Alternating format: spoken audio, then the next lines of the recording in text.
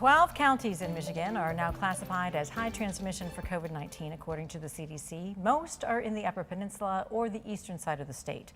But Kalamazoo County is also part of that group. And 13 on your side's Justin Bachman spoke to local health officials who say they're not ready for mask mandates, but it might be time to take precautions. Justin. Good evening, Val. The Kalamazoo County Health Department told me they want to wait and see what happens with the recent rise in cases. West Michigan hospital leaders feel similarly that it's not time to panic, but this rise in cases should not be ignored. So it's kind of a mixed bag. We feel it, we see it in the community. We are still having people admitted with COVID almost every day, but it's not impacting us like it was last winter. It really has not been a spike, but now we're seeing more of a ripple. According to the Centers for Disease Control, most of West Michigan is still in low transmission for COVID, but the virus and its recent variant BA.5 are certainly still hanging around.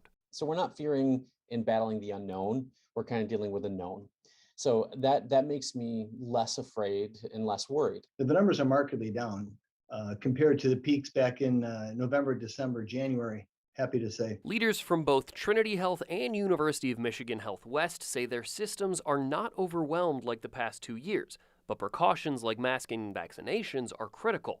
While they don't think they will be mandated, the decision to mask up could make a difference, especially as we head back to school. I know over the last 2 summers, even though it was earlier in our COVID experience, we had very little COVID, and we're seeing that now.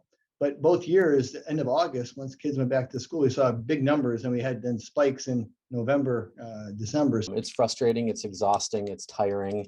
But I think that there's, frankly, like compared to some of the stuff we've been through, masking should probably be the least of our worries. And if we can spare one individual who has a kidney transplant or, is on chemotherapy, a hospital stay, and prevent one person from losing their grandma, it would be really nice to do that for each other.